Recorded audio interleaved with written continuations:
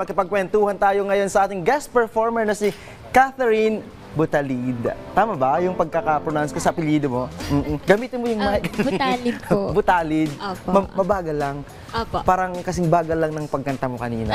Swabe lang. Oo, pero ito, kwentuhan tayo. Alam namin na parang new experience mo daw yung pagkanta mo kanina dito sa national TV. Hindi ka rin sanay sa mga singing contest and all. Ano nagtulak sa'yo para syempre lumabas sa comfort zone mo?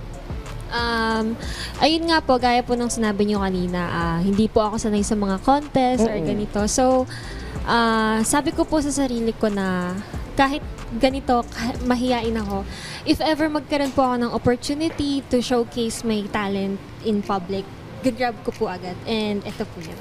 Paano ba maging mahihain? Ganun ba? Ay, hindi naman. Pero sabi mo, ang kwento din nila, may mga kaibigan ako na kaibigan mo eh. You do cover songs daw. Ano yung Yes pinaka tumatak sa'yo doon? Ano yung madalas? Ano yung talagang nag-hit? Siguro po yung cover ko po na Low Key by Nikki po. Ang dami ko pong nakuha na compliments po doon na kaboses ko daw po si Nikki, ganon. So, ang sarap lang po talaga sa feeling na marinig po yung mga ganong compliments sa mga tao. May local artist din? Si Moira po. Nag-cover din po ako ng kanta niya na Babalik Sa'yo, and ayun po, nagustuhan rin po nila. Babalik sa'yo? Bumalik ba? Wala po. Pero aside dun sa pagkanta, ano pa yung ibang pinagkakabalahan ni... Ano ba yung tawag sa'yo ng mga kaibigan mo? Kat-kat? Kat-kat po. Diba? Sabi ko sa'yo, kasing kaibigan ko, ganyan din yung palayo eh. Opo. Ano yung pinagkakabisihan pa aside dun sa pagkanta? Sa ngayon po kasi, estudyante po ako. Okay. So, 4th year student po. So, focus po talaga muna sa studies. Then, ayun po. Isipin ko na lang po after graduation, ganun. Pero paano mo pinagsasabay yung pagkanta at saka pag-aaral?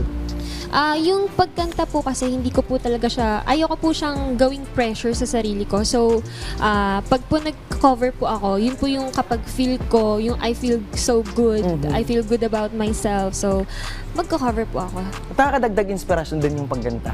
Yes po. Ayan. So, imbitahan mo naman yung ating mga ka-RSP to follow your social media accounts. Saan ka ba nila pwedeng sundan? Baka gusto nilang pakinggan yung mga cover songs mo. So, ayun po, ako po ay minsan nagko-cover po sa social media ko. So, you can follow me on my TikTok and IG, Catherine.jy po. And ayun lang po. And yung Facebook ko po is Catherine Butalid po.